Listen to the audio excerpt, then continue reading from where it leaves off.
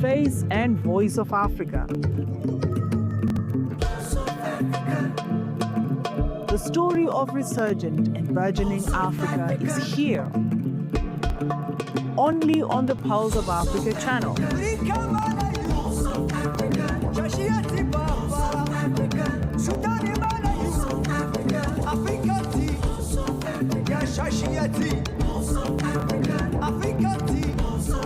Pulse of Africa, the face and voice of Africa.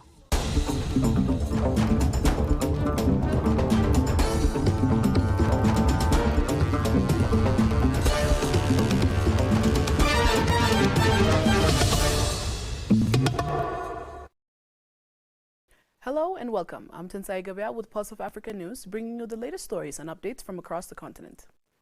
The African Development Bank Group has approved a 25 million euro trade finance facility for Cameroon's Credit Communautaire d'Afrique Bank to expand support for small and medium-sized enterprises. The financing will take the form of a transaction guarantee offering risk coverage to African banks involved in trade finance. According to the bank's trade finance division head, Lamine Dramé, the facility will help facilitate imports of key industrial, agro-industrial, and telecommunications equipment by guaranteeing letters of credit and similar instruments issued by the CCA Bank. Bank officials say the initiative aligns with the African Development Bank's goal of increasing private sector support in Cameroon. Landry Bassoulé, Director General for Central Africa, noted that the guarantee will strengthen CCA Bank's ability to assist SMEs, particularly those led by women and youth, while supporting job creation and economic growth. CCA Bank Managing Director Marguerite Atanga welcomed the bank's first direct financing to the institution, calling the partnership a major milestone that will enhance the bank's capacity to support SMEs, startups, and women entrepreneurs across the country.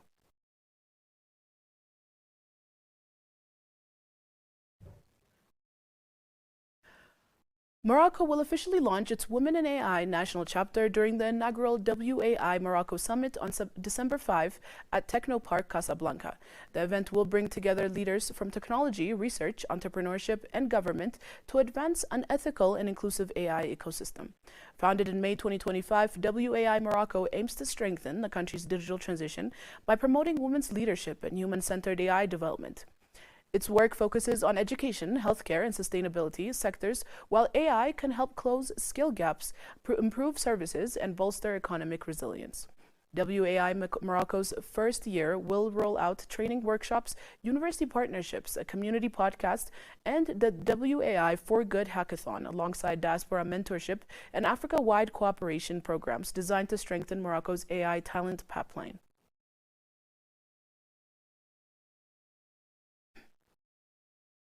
Rwandan entrepreneurs are introducing robotic sensors and AI tools to improve safety in undergoing mining and sector, employing more than 92,000 workers. The technologies were showcased at Rwanda's Mining Week in Kigali, where global industry leaders discussed the country's expanding role in critical minerals. At a panel on smart mining, Zora Robotics announced plans for pilot projects using robots equipped with gas detectors, thermal cameras, and vibration sensors to spot hazards such as gas leaks, heat buildup, and unstable tunnel walls. The system can map underground conditions in real time and help prevent accidents before mining begins. Young innovators are also contributing. Two University of Rwanda students unveiled a low-cost device that monitors sound and temperature to detect early signs of equipment failure, allowing mines to prevent breakdowns and improve safety through predictive maintenance. Industry leaders emphasize that AI is enhancing, not replacing mining jobs, by improving accuracy, forecasting hazards, and supporting exploration. Government officials reaffirmed Rwanda's commitment to modernizing the mining sector through automation, AI, and research. They stressed that responsible tech-driven mining is essential for community development, environmental protection, and the long-term sustainability of the country's extractive industry.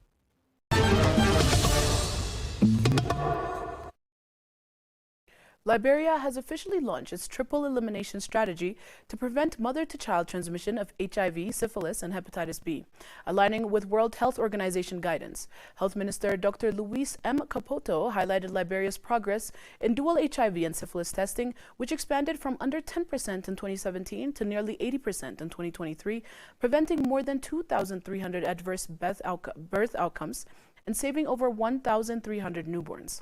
She said the new initiative marks the next phase of integrating triple testing into routine maternal health services nationwide.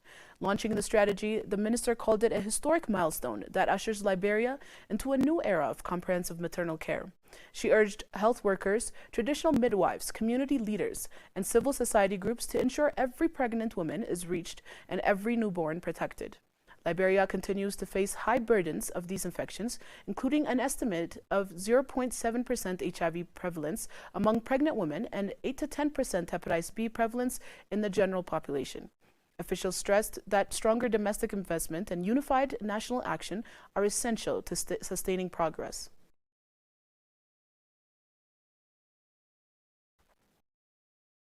President Cyril Ramaphosa arrived in Maputo for the two-day working visit hosted by Mozambican President Daniel Francisco Chapo.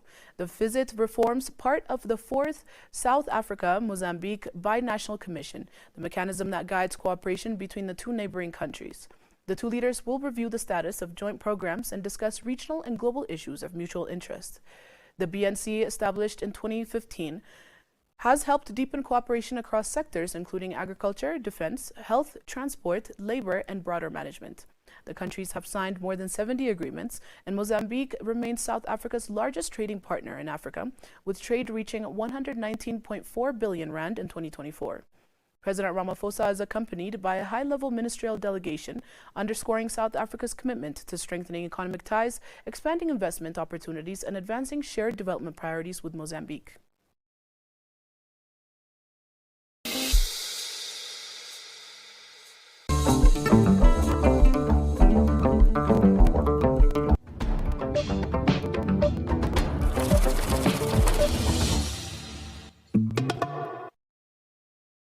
Moving on to business news, Zimbabwe's near-term economic outlook is positive, with growth anticipated to remain at 5% in 2026, the World Bank said on Tuesday. According to the Zimbabwe Economic Update released by the World Bank in Harare, the country's growth would be driven by robust growth in agriculture, industry, and services. The report stated that Zimbabwe's external position remains resilient, with mineral exports and remittance helping maintain a modest current account surplus. The report affirmed Zimbabwe's projected economic growth of 6.6% in 2025, largely supported by recovery in agriculture, iron, and steel manufacturing and services. Poverty is expected to decline gradually in Zimbabwe as growth recovers, but remains sensitive to weather shocks and inflation, with rural households particularly exposed due to the dependence on rain-fed agriculture, slow off-farm jobs, and inadequate social protection, it indicated. Zimbabwe needs to maintain its commitment to macroeconomic stability and press on with its arrears clearance and debt resolution process to support strong economic growth momentum, according to the report. Central to this effort is the effective implementation of ease of doing business reforms, which seeks to improve the business environment, stimulate investment, and promote private sector-led growth, the report added.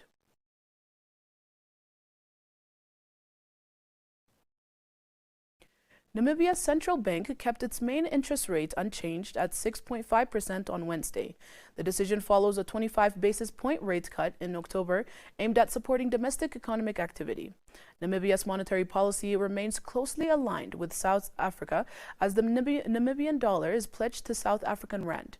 South Africa recently cut its main lending rate by 25 basis points to 6.75% after lowering its inflation target to 3%, a move welcomed by the Bank of Namibia.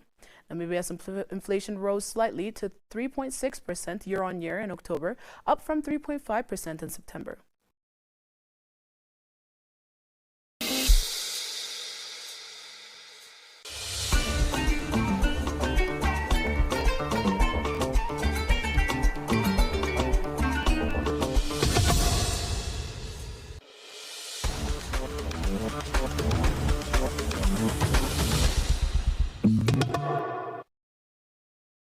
The Ghana Football Association And the Football Association of Wales have announced a new strategic partnership aimed at strengthening coach development, sharing best practices and fostering future football collaborations. Under the agreement, selected Ghanaian coaches will access the Football Association of Wales coach education pathway, with some traveling to Wales in 2026 to further their training, supporting long-term growth in Ghanaian football. A Ghana Football Association delegation led by President Kurt Okraku recently visited FAW headquarters to discuss mutual benefits, including opportunities for youth and senior international fixtures ahead of Ghana's participation in the 2026 FIFA World Cup. FAW officials highlighted the partnership as a chance to expose Welsh players to different footballing styles while sharing knowledge with a successful African football nation. Both associations emphasized the value of exchanging ideas to enhance player and coach development. Ghana Football Association President Kurt Okraku expressed excitement over the collaboration, noting that it will directly strengthen player development and national teams, marking a significant step toward a globally connected and competitive Ghanaian football landscape.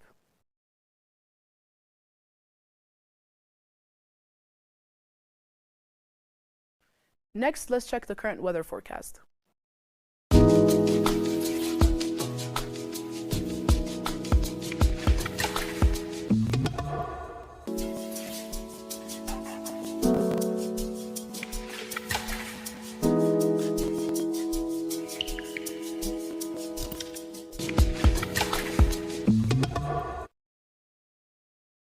Thanks for joining us on Pulse of Africa News. Keep following us for more stories that matter across the continent.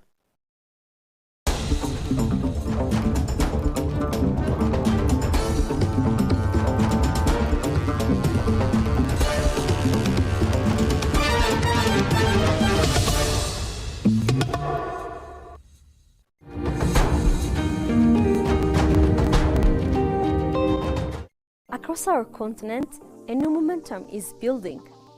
A momentum shaped by vision, courage, and the promise of Agenda 2063. From Dakar to Dar es Salaam, from Nairobi to Lagos, Africa is stepping boldly toward a future where mobility, trade, and opportunity flow as freely as our shared aspirations. In today's POA In Depth, we examine one of the most ambitious cornerstones of that future, the Free Movement of Persons Protocol, adopted in 2018. This landmark initiative aims to unlock the continent for its own citizens, clearing the path for seamless mobility and deeper integration. It is not just another policy, it is the connective tissue of the African continental free trade area, the backbone of regional transport, tourism, innovation, and economic transformation. Its implementation is crucial. Without the movement of people, goods cannot move efficiently, airlines cannot thrive, and the dream of united African market remain incomplete. To understand the progress, challenges, and the continental will behind this shift, we speak with the senior official driving this agenda within the African Union.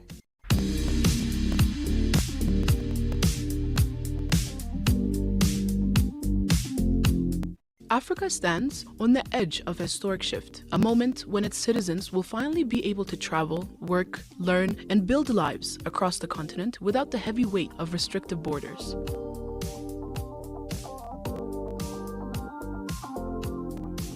For generations, the idea of a borderless Africa remained a dream for the Pan-African imagination.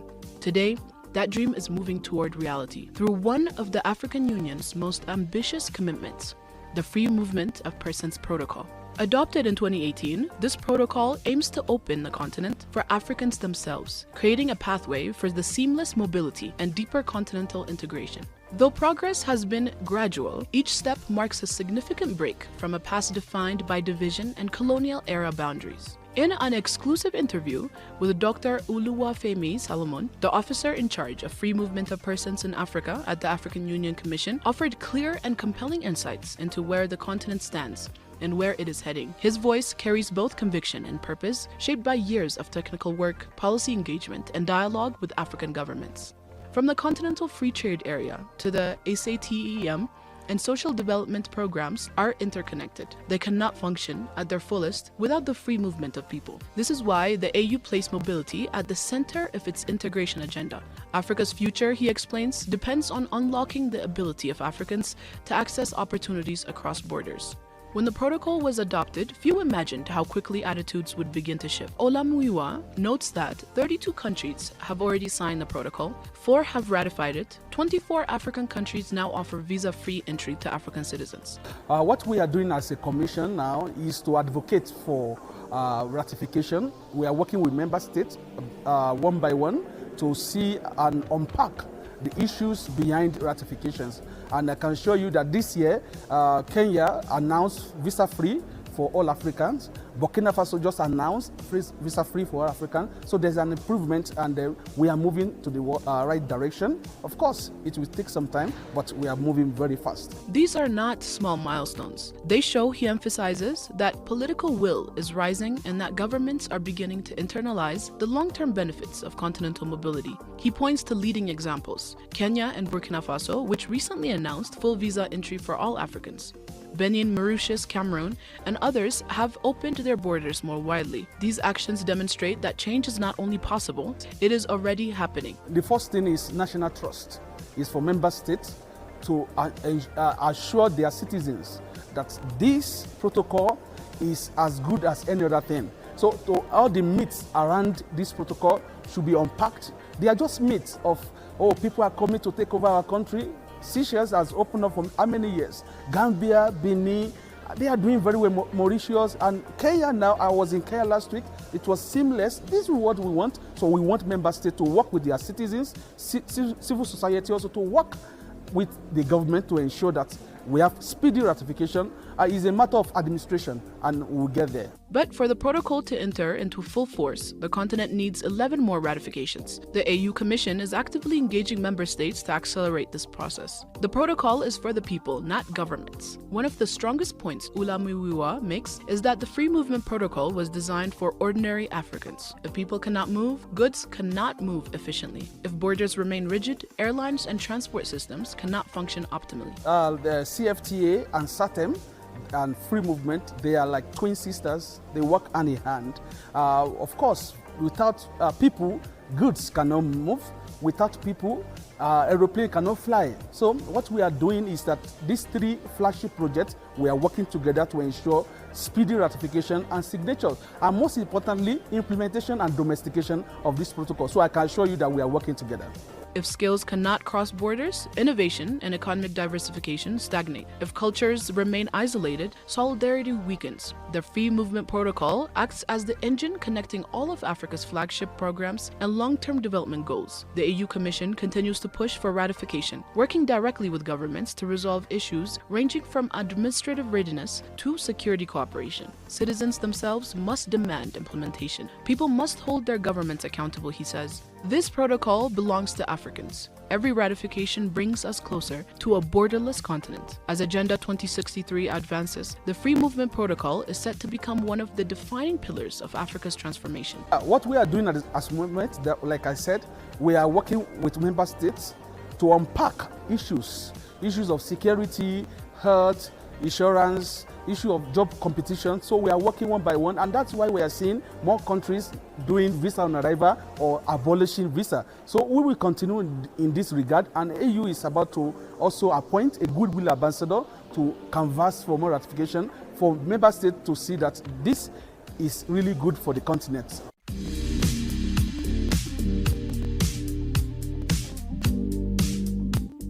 The Free Movement of Persons Protocol is more than a document. It is a promise of opportunity, a promise of unity, a promise of shared prosperity, and a promise that Africa's borders will no longer restrict the dreams of its people. I want to encourage African member states, especially the citizens, to request their government for this protocol. This protocol is for ordinary citizens. It's not for government. They are already facilitated, and we can work together to ensure that we get this done before Agenda 2063.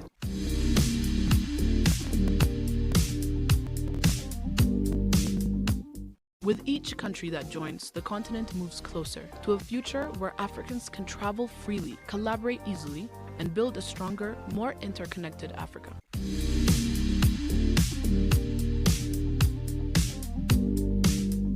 As Africa moves steadily toward a borderless future, the Free Movement of Person Protocol stands at the heart of Agenda 2063, a vision of continent united, prosperous, and fully integrated. Its implementation is not optional. It is essential for the success of the African Continental Free Trade Area, for regional airlines, for tourism, and for the flow of skills and ideas across borders. The journey is ongoing. Each ratification, each step toward implementing this protocol brings Africa closer to the reality where mobility is right, not a privilege. Citizens, governments, and institutions must all play their part to make this promise tangible. This is Africa's moment to rise, to move freely, trade freely, and dream without limits.